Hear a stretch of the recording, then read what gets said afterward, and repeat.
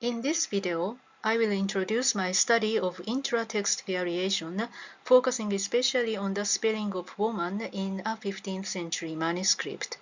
This work explores how scribes balanced the language of their exemplars with their own linguistic habits. Intra-text variation refers to linguistic variation within the same text. Because medieval manuscripts were usually copied from exemplars, scribes sometimes began by closely following the exemplar, but gradually shifted towards their own language. This gradual movement is known as progressive translation.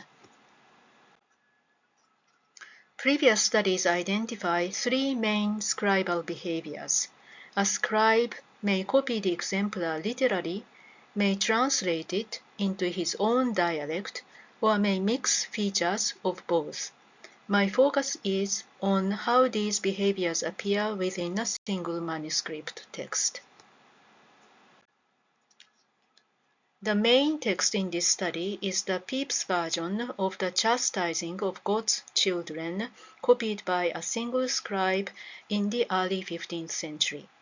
I created a complete transcription and used this corpus to examine patterns of variation within the text.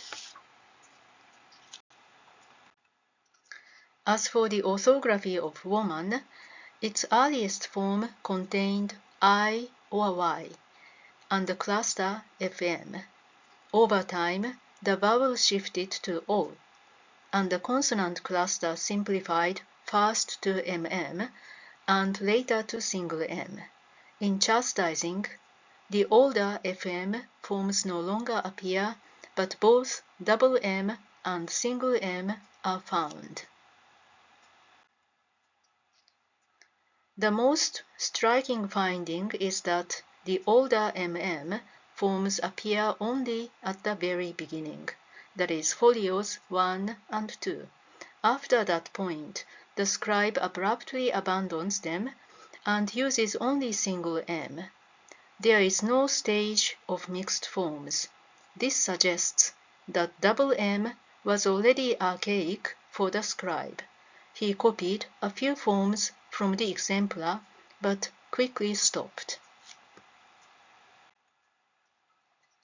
Because this change is sudden and decisive, it appears to be a change from above, that is, a conscious choice by the scribe.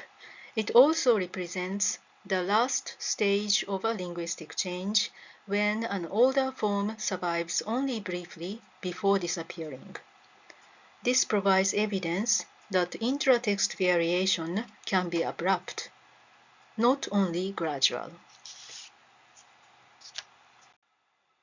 It is perhaps fair to mention before the conclusion that the second text by the same scribe in the same manuscript, that is Pepysian Meditations on the Passion of Christ, does not show the same pattern.